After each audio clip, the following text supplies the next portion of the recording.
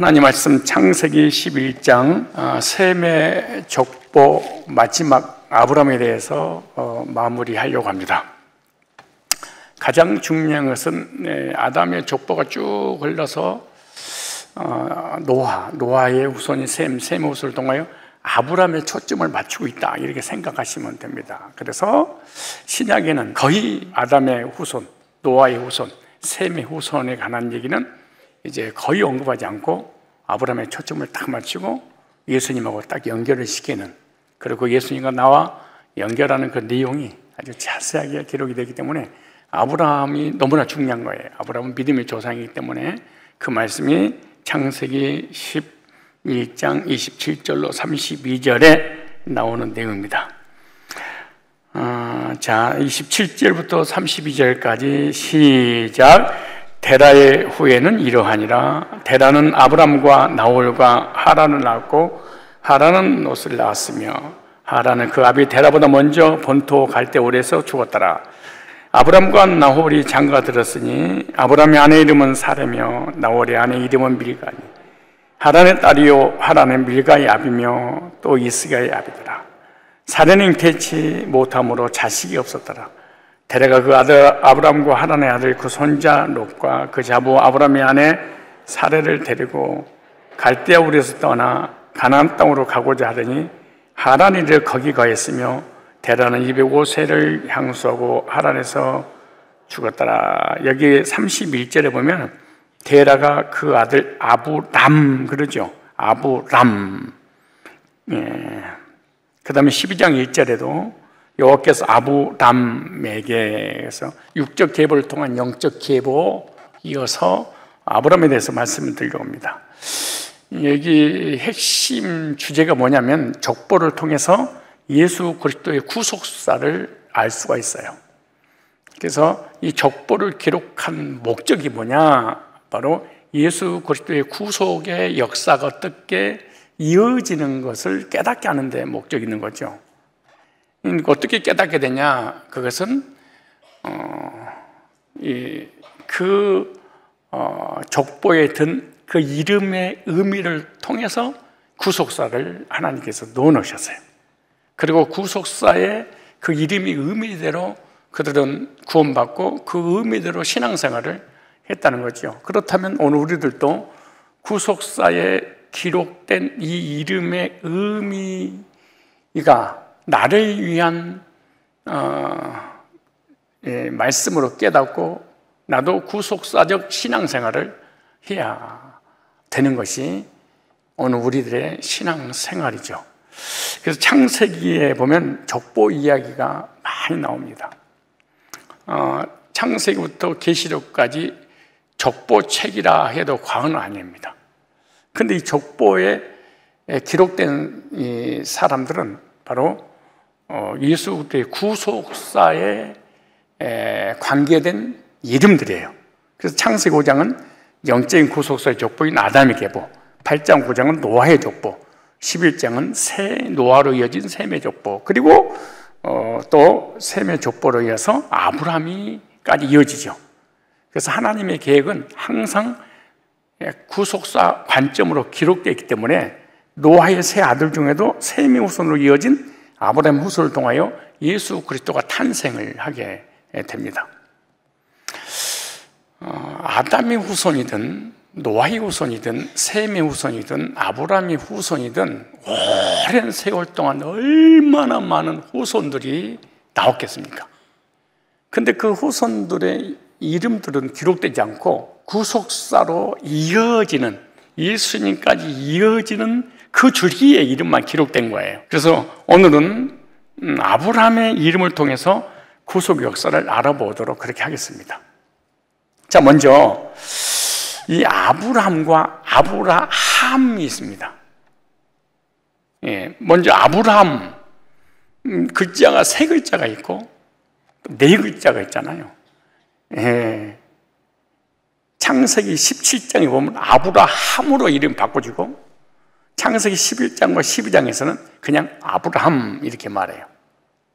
그러니까 아브라함으로 시작했다가 아브라함함으로 이어져서 예수님까지 이어지고 그 예수님을 통해서 전 세계 인류에 복음이 전해져서 우리까지 구원받게 되는 그런 의미가 이름 속에 다 있겠죠.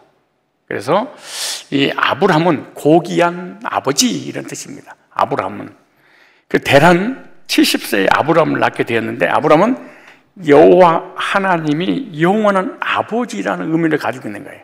그러니까 아브라함의 이름을 통해서 진짜 아버지가 누구냐?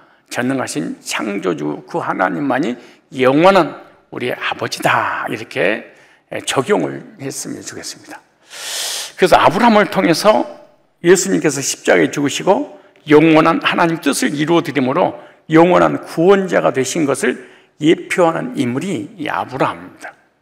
그래서 지금까지 구속사의 족보에 기록된 이 인물들을 보면 각 개인의 삶으로 끝이 나죠. 몇 살 살다가 죽었더라. 개인의 삶으로 그 이름의 의미를 가지고 이어만 주고 개인의 삶은 끝나요. 그런데 아브라함을 통해서 하나님은 선택된 이스라엘 민족을 만들어 가시는 구속의 역사를 이루어져 가고 있는 거죠. 그래서 하나님은 아브라함을 고귀한 아버지로서 한 가정의 아버지로 끝나게 하시는 것이 아니라 한 민족의 아버지로 쓰임받게 하시려고 아브라함을 택하십니다. 그래서 그런데 이제 그 다음에 이제 아브라함이 있습니다. 아브라함 많은 무리의 아버지 이런 뜻입니다. 그러니까 고귀한 아버지는 한 사람의 아버지라고 한다면 아브라함은 인류의 아버지 이런 뜻이에요. 하나님께서 아브라함에게 믿음을 허락해 주시고 이름을 바꾸어 주시면서 많은 믿음의 조상의 아버지로 우뚝 세워져. 그래서 이제부터 하나님은 아브라함을 통해서 온 세상의 믿음의 아버지로 사용해 주고 계시는데 이것은 이제부터 믿음의 모든 아버지는 하늘에 계신 하나님 아버지라는 것을 예표해 주고 있는 거예요. 그래서 우리의 믿음의 대상은 누구냐? 하나님 외에는 없다 그런 뜻입니다.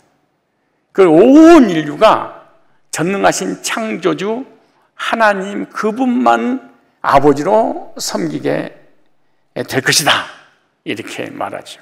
그래서 하늘에 계신 하나님 외에는 아버지라 부르지 마라 이렇게 말하죠.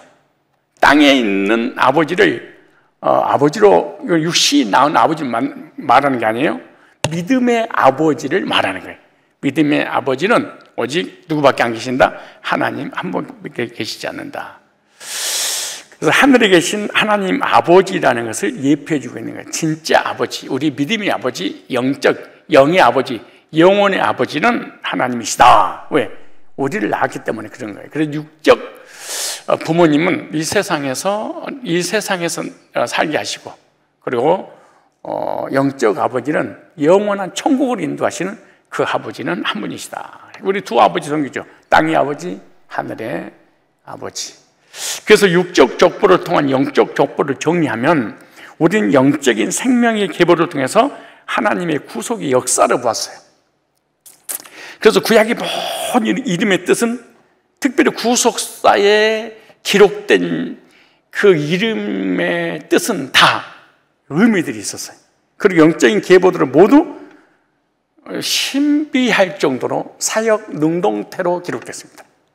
사역 능동태란 말은 사역 누군가가 시켜서 하는 게 사역이잖아요. 그러니까 자기의 어떤 의지는 0.1%, 우리 엄마 뱃속에서 낳고 싶어서 나오고 싶어서 세상에 태어난 게 아니잖아요. 엄마의 부모님에 의해서 이 세상에 태어난 것처럼 아담의 생명의 족보, 노아로 이어져서 셈으로 아브라함으로 이어지는 모든 예수님의 믿음, 예수님의 조상의 족보에 기록된 인물들은 문법이 다 사역 능동태로 기록됐습니다. 단 한 사람도 빠짐없이. 그런데 가인의 후손들이라든가 불택자들은 그냥 능동태로 태어난 거예요. 자기가 태어나고 싶어서 태어나는, 하나님의 의지하고 관계없이 태어나는 거예요. 이게 자연인으로 태어난 거예요. 그런데 구속사의 족보는 영적인 계보들을 모두 사형 능동으로 태어났기 때문에 자기가 태어나고 싶다고 해서 태어난 게 아니에요. 그리고 나는 거부하겠다. 그래서 거부할 수도 없어요. 자기 의지와 0.1% 관계없이 하나님의 시킴을 받아서 태어나게 돼요. 바로 구속의 역사를 이루기 위해서 하나님께서 보내시는 탄생이에요. 세상 사람들은 그냥 태어나. 그래서 하나님의 선택과 은혜가 없이는 절대 구속사의 영적 계보에, 생명의 족보에, 천국의 계보에는 들어갈 수 없다. 이것을 말씀하고 있는 거죠. 우리도 하나님의 은혜가 아니면 우리 스스로 하나님을 선택하거나 우리 의지로 예수님 믿어서 거듭나서 구원받고 하나님 자녀가 되어서 천국을 향해 갈 수 없습니다. 이걸 갖다가 장로교육 교리 중에 불강력적 은혜라 그래. 거부할 수 없는 은혜. 코미디언 중에 이런 역을 맡은 사람 있잖아요. 그분이 오셨어요. 막 이런, 옛날에 한참 동안. 그분이 오시면 끝이에요. 한순간에 사람이 뒤집어져 버려요. 그분이 오시면 내가 거부할 수가 없어.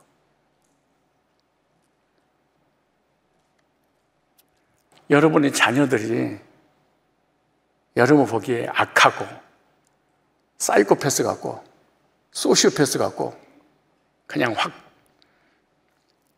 씹어먹고 뜯어먹고 죽이고 싶도록 태어나지는 말걸 이래도 그러면 안 돼.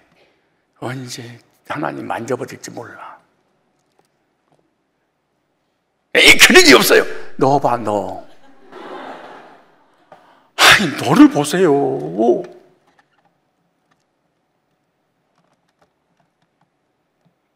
아니, 너를 바꿨는데 자녀를 못 바꿔.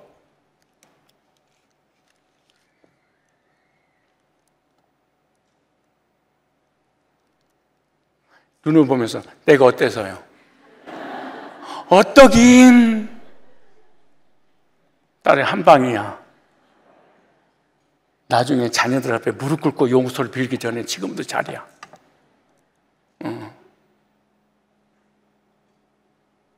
나이 어리다고 막 무시하고 우습게 여기고 때리고 혼내고 저주하고 그러지 마라. 하나님 딱 만지면 사역 능동태라니까. 아니, 그분이 오셔서 만지면 한순간에 목사 되겠다는데 어떡할 거야? 선교사 되겠다는데 안 될 거라고? 다시 너도 됐잖아. 한번 봐봐요. 얼굴 보고 너도 바뀌었는데 시작. 오늘 그 얘기야. 우리가 예수 믿고 싶다고 죄 용서 받고 싶다고 은혜 받고 싶다고 수예배 나오고 싶다고 해서 나오는 게 아니야. 마치 내 의지 같은 생각이 들어. 근데 내 의지를 의지되게 만드신 분이 하나님이에요. 이걸 깨닫고 자녀들한테 난 성질을 안 냈습니다. 이걸 깨닫고 난 다음에 속이 터져, 속이 뭉그러지더라도 한 방이면 끝나.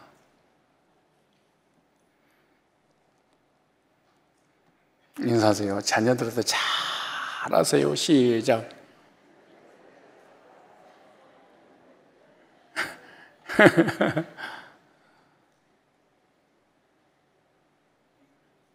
여러분들도 한 방에 뒤집어진 사람 한두 사람입니까, 사실은? 여러분 믿고 싶다고 믿었습니까?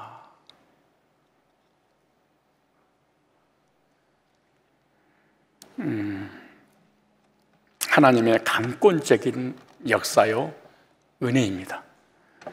하나님께서 셈의 후손들을 예수님의 구속사의 족보에 들어가게 하신 것처럼 택정을 받고 복음으로 부름받은 우리도 그리스도 안에서 생명의 족보인 영적 계보 안에 있다는 사실을 기억하고 영적 계보를 이어간 셈의 후손들처럼 예수 그리스도의 구속의 복음을 증거하여 우리를 통해서 계속해서 구속의 족보를 이어주는 복음의 전수자들이 다 되시기를 바랍니다. 그런데 족보를 계속해서 연구하다 보면 예수 그리스도의 구속의 역사를 이루기 위해서 점차적으로 좁혀져서 결국에는 아브라함으로 시작해서 예수 그리스도를 딱 연결을 시키는 성경 66권에 하나님의 의도가 딱 있어요. 그래서 마태복음 보면은 마태 사도도 시작을 아브라함으로 딱 시작을 해요.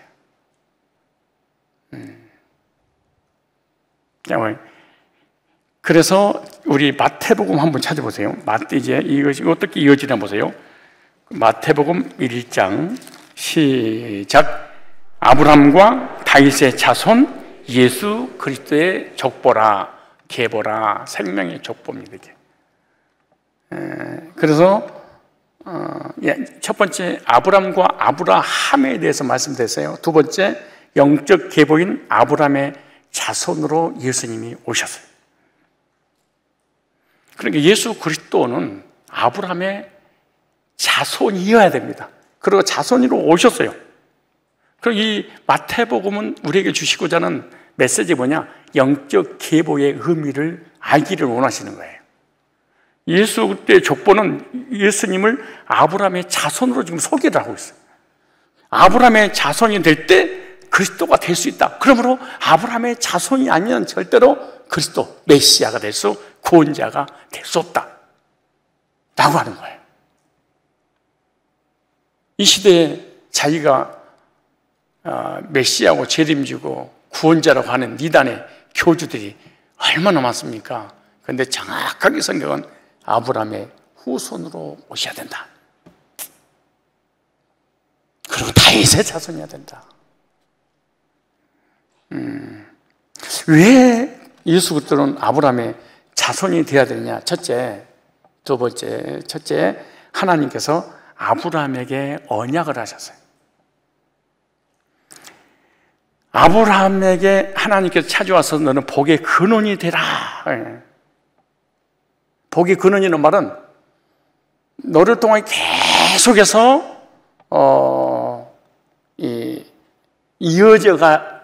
자손을 통해서 이어져가 마침내 그리스도가 오실 것이다. 그러니까 아브라함에게 주신 이 복의 근원인 자손의 복은 예수 그리스도에 대한 약속이에요. 단순히 번성하고 창대케 되라, 이건 현상적인 것이고, 본질적인 것은 복의 근원의 주체가 누구냐? 너를 통하여 메시아가 오실 것이야 라고 하는 그리스도를 지금 보여주고 있는 거예요. 그래서 예수 그리스도는 반드시 아브라함의 자손으로 오게 되어 있습니다. 아브라함은 그 약속대로 약속을 믿는 믿음으로 할례를 받았어요. 우리 한번 찾아볼까요? 창세기 17장 9절부터 11절까지. 할례의 의미는 뭐냐? 예수 그리스도의 혈통이 되는 언약의 표징입니다. 그런데 할례의 시작은 언제부터냐? 아브라함부터 시작을 해. 그 이름을 아브라함이 하지 말고 아브라함이라 하라 이렇게 말합니다. 9절 보세요.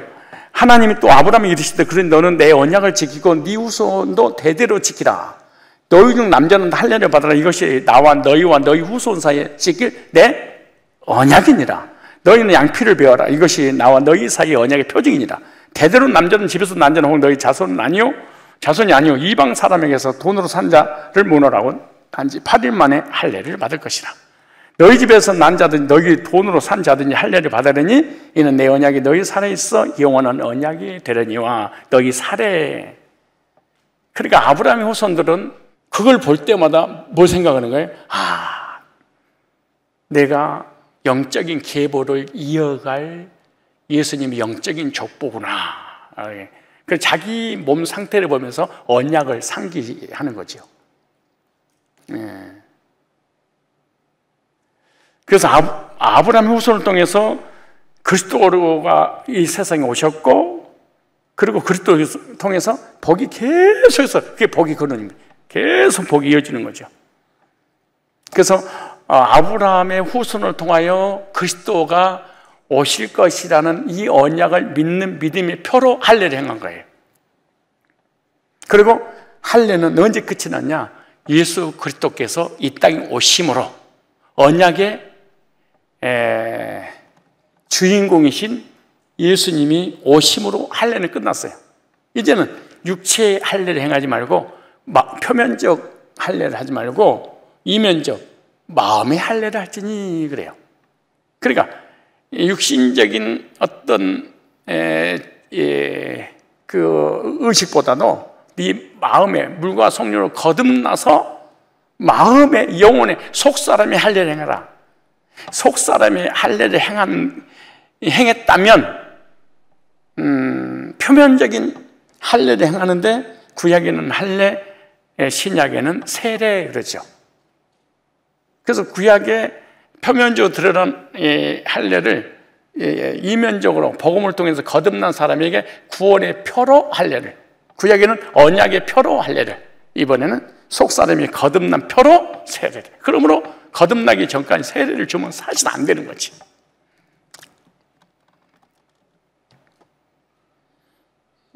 이제 앞으로 세례를 받으실 분들은 제가 집중해서 한 달, 두 달 이상 철저하게 세례 받기 전에 교육을 시킬 것입니다. 지금까지 내가 하다가 부교육자들한테 맡겼는데 제가 직접 해서 이 세례가 어마어마한 거였구나 라는 것을 좀 말씀을 또 깨닫게 해줘야 될 거예요. 그래서 그리스도는 언약한 대로 아브라함의 혈통으로, 그래서 마태복음 1장 1절에 아브라함과 다윗의 자손, 아브라함에게 한 약속대로 아브라함의 후손으로 메시아가 오신다고 말씀하셨는데 그 말씀대로 오셨다. 그리고 마태가 예수님을 아브라함의 후손으로 소개를 하는 거예요. 그래서 그리스도의 족보는 아브라함이 조상임을 보여주고 있는 거예요. 아브라함의 혈통으로 그리스도가 나심으로 아브라함은 믿음의 조상이 된 거죠. 누구를 믿어야 돼 우리가 구원받죠? 아브라함이 아니죠. 예수님을 믿음으로 우리가 구원받아서, 그러니까 아브라함처럼 믿는 믿음을 가지고 있으면 우리들도 아브라함이 영적으로 믿음의 조상이 되는 거죠. 두 번째로 영적으로 아브라함의 자손은 아브라함에게 주셨던 그 복을 상속받아요.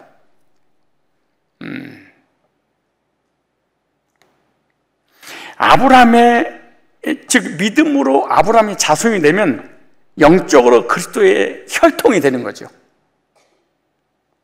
그렇다면 아브라함에게 한 약속을 믿음으로 영적으로 그리스도의 혈통이 된 자녀들은 아브라함에게 한 약속의 복을 내가 받는 거예요. 이게 너무나 중요한 거예요. 그게 이론이 아니에요. 이게 실제예요. 아브라함의 복은 어떤 복이냐? 영적인 복과 육신의 복, 두 가지 복이죠. 영적인 복이 뭐냐? 천국의 후사가 되는 복이에요. 후사란 말은 상속자죠. 육적인 복은 뭐냐? 아브라함이 받은 모든 복들을 이 땅에서 누리는 복을 얘기하는 거예요. 그래서 영육간의 믿음의 조상 아브라함. 그럼 아브라함이 믿음의 조상이 되려면 아브라함이 믿었던 예수님을 나도 믿어야 돼.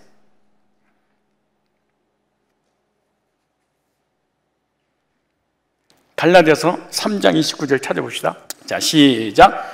너희가 그리스도께 속한 자면, 너희가 예수님이 죽음과 부활을 통하여 죄산받고 의롭게 돼서 구원받은 하나님의 자녀가 되었다면 곧 아브라함의 믿음의 이제 혈통의 자손이 아니에요. 혈통은 끝났어. 예수님 오심으로 혈통적 이스라엘은 끝난 거예요. 영적인 이스라엘만 있는 거예요. 이방이나 헬라인이나 유대인이나 그리스도 안에서 하나지라 그렇게 말해요. 구분하면 안 돼요. 분리시키면 안 돼요. 그리고 백투 예루살렘이니 예수님께서 유대인의 예루살렘 땅으로 오시니 그 전부 다 사기치는 거예요. 이단들이 만든 거예요. 절대로 속으면 안 됩니다.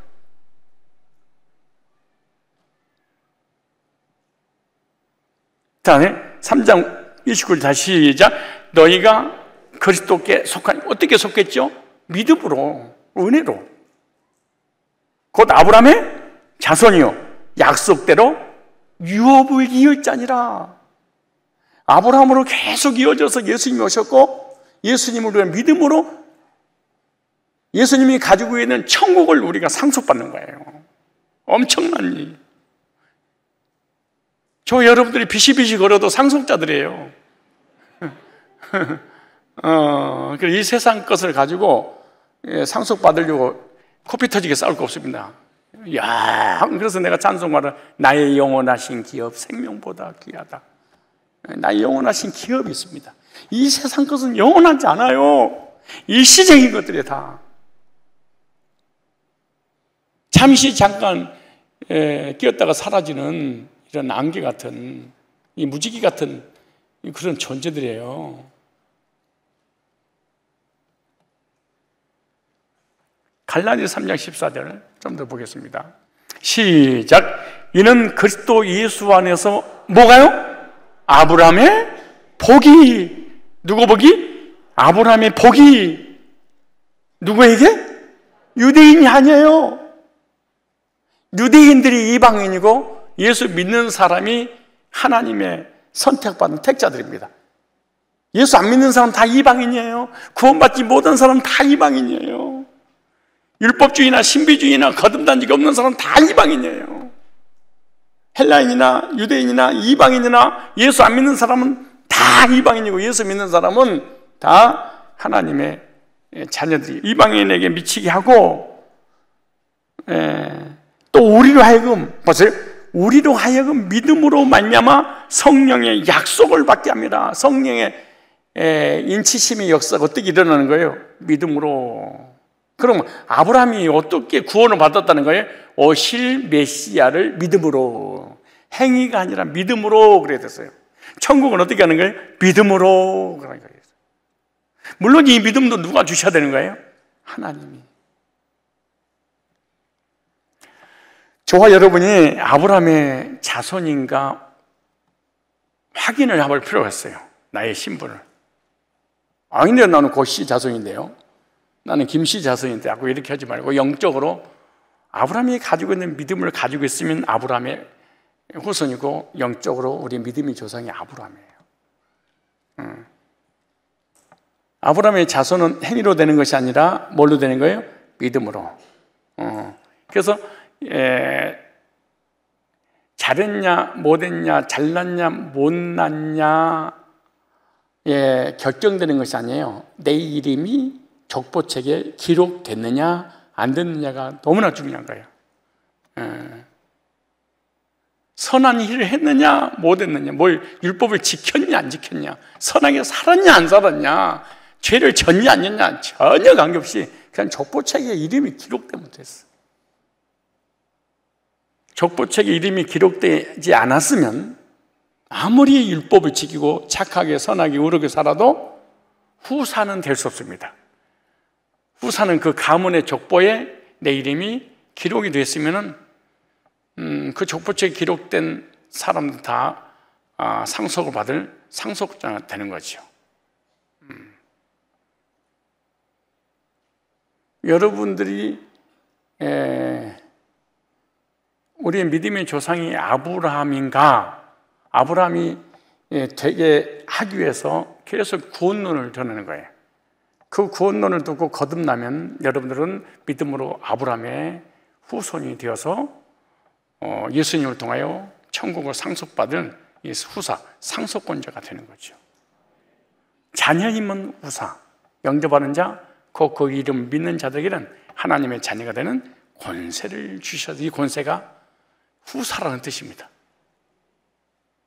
이게 권세가 아니고, 권세라는 말은 아버지가 가지고 있는 모든 재산을 상속받을 상속권자, 이런 뜻이에요.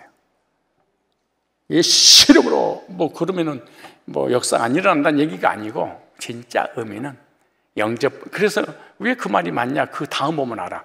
이는 권세는 혈통으로나 육적으로나 사람의 뜻으로 나지 아니하고, 그렇게 말했잖아요. 오직 하나님께로 난 자들이라. 하나님께로 난 자들.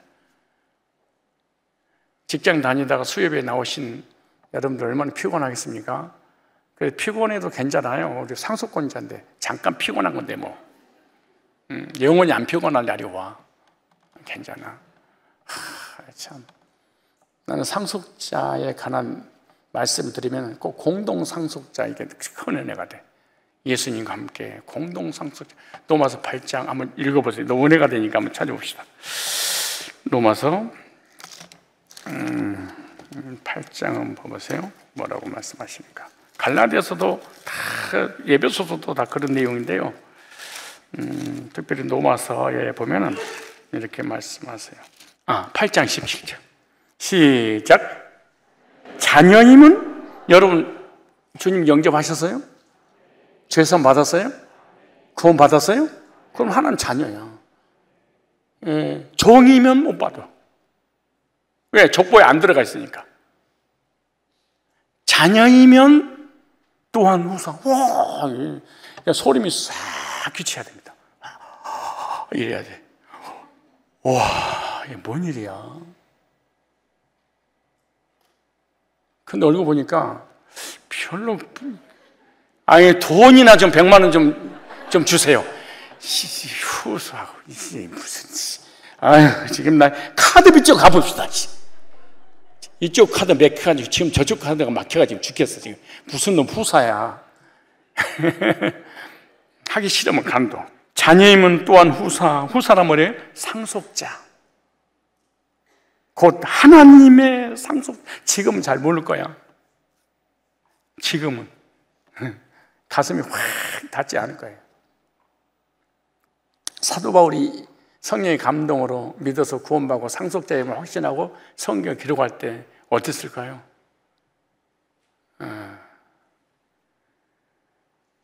그때 그 다음에 시작. 그리스도와 함께한 후사니. 이게 뭐예요? 공동 상속자. 주님과 함께. 우리가 그와 함께 영광을 받기 위하여 고난도 함께 받아야 될 것이니라. 복음 때문에 고난 받는 거지.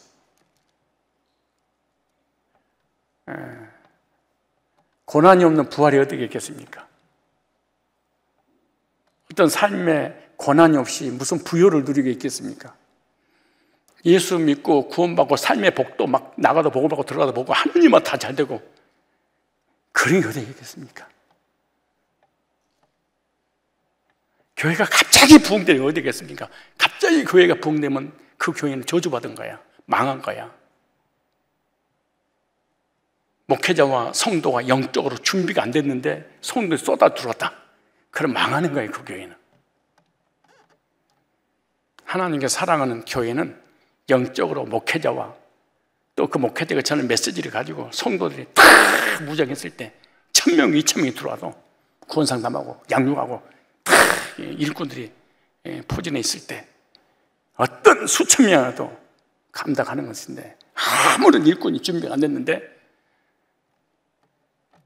아파트 한복판에 교회를 세웠더니 5,000명, 10,000명이 들어왔다.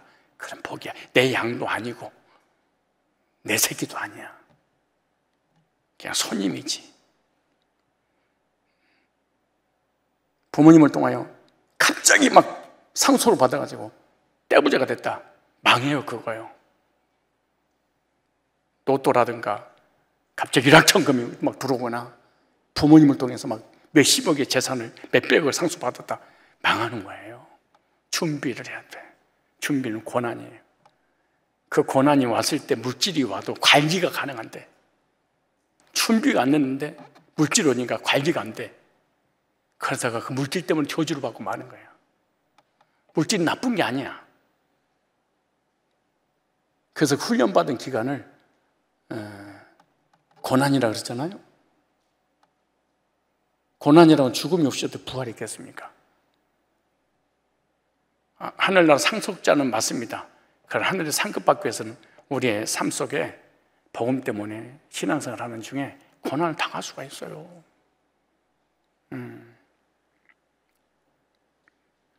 여러분, 아브라함의 족보에 여러분 이름이 기록됐습니까? 믿음으로 구원받은 성도는 아브라함의 자손이 되어서 영적인 복과 삶의 복을 상속받게 될 줄로 믿습니다. 이 땅에서 복을 덜 받아도 괜찮아요. 안 받아도 괜찮아. 안 받아도 좋아. 받으면 더 좋아. 그러나 진짜 복은 잠깐 스쳐 지나가는 그런 복이 아니에요. 영원한 복이 있습니다. 세 번째, 아브라함의 진정한 후손은 누구냐? 아브라함의 예언된 후사는 예수 그리스도였습니다. 예수 그리스도는 아브라함 복을 성취하는 후사였죠. 그리스도는 향해서 성경에 뭐라고 하냐면 약속의 씨라 그렇게 말했어요. 여럿을 가르쳐 약속의 씨라고 하지 않고 한 사람을 가르쳐 약속의 씨 예수님이라고 그러죠. 로마서 9장 5절에 보면 조상들도 저희 것이요 육신으로 하면 그리스도가 저에게서 나섰으니 저는 만물에 계셔 세세의 찬양을 받으실 하나님이시라. 또한 하나님의 말씀이 폐하여질 것 같지 않도다. 이스라엘에서 난 그들이 다 이스라엘이 아니요 또한 아브라함의 씨가 다 그 자녀가 아니라 오직 이삭으로부터 난 자야 네 씨라 칭하셨으니 아브라함, 이삭, 야곱으로 이어져서 아브라함의 후손으로 예수님 오시지요.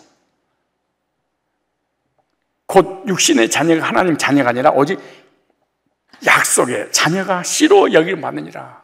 아브라함에게 하나님 약속했어요. 메시아에 대한 약속을. 그럼 아브라함은 약속을 믿고 하나님 섬겼어요. 그렇다면 오늘 우리들도 예수 믿고 끝나는 것이 아니라 예수님 믿을 때 죄사함 해 주신다고 하는, 죄사함 받으면서 영생을 주신다고 하는 이 약속과 삶의 복을 주신다는 약속의 말씀을 나의 것으로 믿고 신앙생활하는 것이 아브라함의 후손이 되는 거예요. 어제 우리 신학교 다니는 전도사님하고 한 10분 동안 통화를 했는데 자기는 목사님 감사합니다 그러더라고. 방황하지 않게 믿음이 뭔지 자세하게 알려주셔서 감사합니다. 무슨 소리야? 그랬더니 어제 학교 개강을 해가지고 이제 2학기 개강을 해서 첫 수업을 듣는데 교수님이 믿음이 뭔 줄 아십니까? 믿음이 있어야 됩니다. 믿음은 예수님을 믿는 것이 믿음입니다. 이걸 얘기한 거야. 그랬더니 그 신학생 수십 명들이 울기 시작하더래. 옆에서 보니까 막. 그러면서 여기 신학교 와서 예수님 믿는 것이 믿음이라는 말씀을 처음, 목사 될 사람들인데 처음 들어봤습니다. 울더래. 그래서 신학교를 왜 하냐 물어보니까 믿음에 대해서 알고 싶은데 목사님이 알려주는 분이 없더래. 그러면서 자기들이 스스로 결론 내기를 믿음에 대해서 한국의 목회자들이 아는 사람 없다. 그렇게 결론을 내렸대. 한국의 목사님들, 신학생들, 신학대학원생들이 한국의 목회자들 중에 믿음이 뭔지 알고 있는 목회자는 없다. 그렇게 결론을 자기들 내면서 우리들이 여기 와서 믿음을 알았대. 예수 믿는 것이 믿음이라는 것을. 환장하겠어요.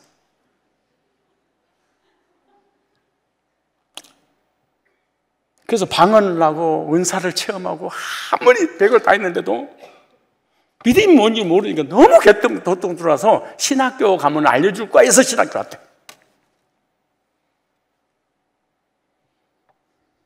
우리는 예수님 믿는 걸로 끝나는 게 아니라 예수 믿는 자는 이런 약속 있는 것도 모르고 예수 믿는 믿음이 믿음이란다. 이것만 해도 사람이 뒤집어져 버린대. 그것도 신학생들이, 목회자들이, 지금 전도사들이.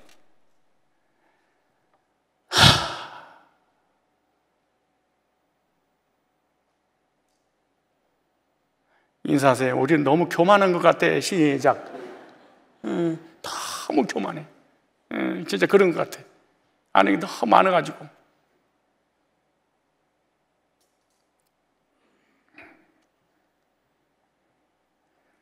갈라디 3장 16절. 갈라디 3장 16절. 자, 다 찾아보세요. 갈라디아서 3장 16절 시작. 이 약속들은 아브라함과 그 자손에게 말씀하신 것인데, 후사가 누군가 쳐보세요. 여럿을 가리켜 그 자손이라 하지 아니하고 오직 한 사람을 가리켜 네 자손이라 하였으니 곧 그리스도시다. 누구라? 그리스도. 아브라함의 자손 한 사람이다. 아브라함, 이삭, 야곱 이렇게 이어지는 12지파를 통해 예수님이 오신 이것은 하나의 표상학이고 그림자일 뿐이지 실체는 그리스도에 관한 말씀을 아브라함에게 하나님이 찾아오셔서 알려준 거예요. 너의 씨로 예수가 오실 거야, 구원자가. 아브라함의 여러 후손이 있잖아요. 그런데 한 사람을 가르쳐. 그래서 그리스도를 나의 구주로 믿는 사람들은 다 아브라함의 후사가 되는 거죠. 믿음으로 아브라함 후사가 되는 것인데 바로 자녀가 되는 권세가 바로 이것입니다. 그래서 그리스도를 믿음으로 아브라함 후사가 되었다면 상속을 받게 되는데, 자 보세요. 갈라디아 3장 6절부터 읽어볼게요. 제가 갈라디아 3장 6절에 아브라함이 하나님을 믿음에 그것을 그에게 의로 정하셨던 것 같으니라.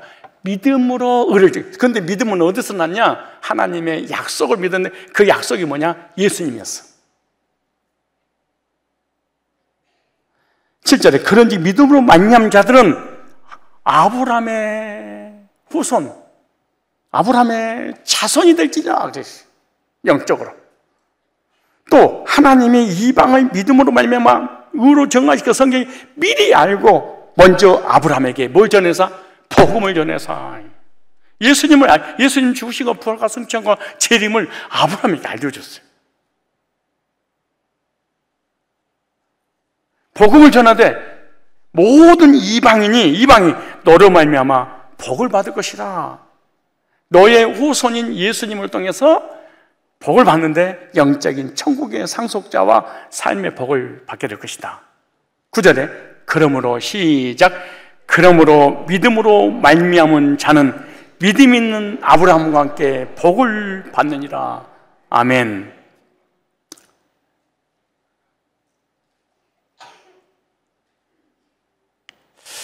그런데 왜 옛날에는 이런 말씀이 안 보였을까? 수십 번, 수백 번을 성경의 말씀을 들었는데 성경을 읽으면서 가장 피곤하게 만든 게 누가 누구를 낳고 정말로 피곤해. 어쩌자는 거야, 낳아서. 안 낳고 죽은 사람 누가 있겠어? 그래서 마태복음 1장만 딱 읽으면은 2장까지 못 넘어가. 아주 스트레스 쌓여가지고. 나는 진정으로 아브라함 후사가 됐는지 우리 자신을 한번 확인해 봐야 됩니다. 믿음의 족보에, 믿음으로 구원받아서 아브라함의 족보에 내가 들어가 있는가? 믿음으로 후사가 된 사람은 바로 천국을 상속받을 상속권자가 된 거예요. 자, 다시 한번 볼까요? 갈라디아서 3장 11절에 또 하나님 앞에서 아무도 율법으로 말미암아 의롭게 되지 못할 것이 분명한 이는 의인이 믿음으로 그랬어요. 믿음으로 구원받고 믿음으로 살리라. 복음으로 구원받고 복음으로 살리라. 14절에 이는 그리스도 안에서 아브라함의 복이 이방인에게 미치게 하고 또 우리로 하여금 믿음으로 하며 성령의 약속을 받게 합니다. 22절에 그런 성경의 모든 것을 주의 안에 가서 이 예수를 그리스도를 믿음으로 말미암는 약속을 믿는 자들에게 주려 함이라 그랬습니다. 갈라디아서 3장 14절 볼까요? 이는 그리스도 예수 안에서 아브라함 복이 이방인에게 미치게 하고 또 우리와 믿음으로 하면 성령의 약속을 받게 합니다. 22절 그러나 성경의 모든 것을 주의 아래 거뒀으니 다시 22절 시작. 그러나 성경의 모든 것을 죄 아래 가두었으니 이는 예수 그리스도 믿음으로 죄 아래 어떻게 율법 아래 가두었으니 몽학 선생 아래 가두었으니 왜? 네 의로는 행위로는 절대로 구원받을 수 없다는 것을 포기하게 하려고. 그리고 누구한테 오게 하려고? 믿음으로 예수님 믿음으로 의롭게 돼서 구원받게 하기 위해서 그렇게 말씀하시는 거죠. 그래서 예수 그리스도가 이 땅에 오시는 시점이 바로 아브라함입니다.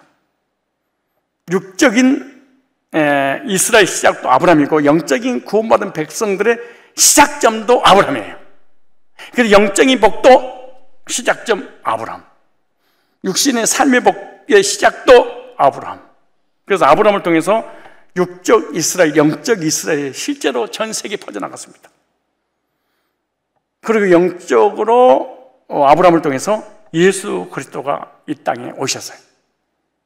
그래서 그 예수 그리스도는 아브라함의 후사고 그리스도를 믿고 구원받은 성도 역시 아브라함의 후사가 되는 거죠. 저와 여러분이 믿음으로 예수 그리스도를 믿고 영접해서 구원받았다면 아브라함의 후손인 줄로 믿습니다. 그리고 천국을 상속받아 상속권자가 된 줄로 믿습니다. 그리고 이 땅에 살아가는 날 동안에 번성하고 창득해 주신다는 그 약속도 우리에게 주신 줄로 믿습니다. 그래서 구약의 모든 족보는 바로 구속사를 연결하는 족보였다. 그리고 그 초점은 아브라함에게 맞춰지고 아브라함을 통하여 예수님이 오셨고 예수님을 통해서 아브라함의 후사가 되어서 하늘나라 상속받을 상속권자가 되는 것이죠. 그러면서 아브라함은 행위로 구원받았냐 믿음으로 구원받았냐, 율법을 지켜서 의롭다움 받았냐 아니면 믿음으로 의롭다움 받았냐. 행위로 율법으로 되는 것이 아니라 믿음으로 은혜로 의롭게 되어서 구원받은 사람은 아브라함의 후손이요 아브라함의 후사가 되어서 천국을 상속받은 상속권자가 되었다, 이렇게 말씀하고 있습니다. 기도하겠습니다. 주의 자녀들이 하나님을 떠나 범죄하여 멸망을 당할 것을 미리 아시고 구원의 계획을 미리 세우시고 육적 계보를 통한 영적 계보인 셈의 족보를 통해 예수 그리스도의 구속의 역사를 계속해 이어져 가게 하시고 아브라함과 이삭과 야곱의 혈통을 쫓아 이 땅에 예수님이 성탄하셔서 택자들의 죄와 사망의 저주를 담당하심으로 구원의 은혜를 베풀어 주셔서 죄 사함받고 영원한 생명을 얻어 믿음으로 아브라함의 후사가 되어 천국을 상속받을 상속권자로 삼아 주셨사오니 진심으로 감사를 드립니다. 주님, 영적 혈통인 셈의 족보이던 그들의 이름의 의미를 통해 주님의 구속의 역사를 이어지게 한 것 같이 저희들도 복음의 전수자의 사명을 감당하여 많은 영혼을 구원에 이른다는 복음의 계보를 이어가는 증인의 삶을 살아가도록 인도하여 주시옵소서. 예수님의 걸어가신 이름으로 축복하고 기도드리옵나이다. 아멘. 이제는 우리 주 예수 그리스도의 은혜와 하나님 아버지의 사랑과 성령님의 역사심이 복음의 계보를 이어가는 증인의 삶을 살겠노라고 다짐하고 돌아가는 주의 백성들 머리머리 위에 이제로부터 영원까지 항상 함께 있을지어다.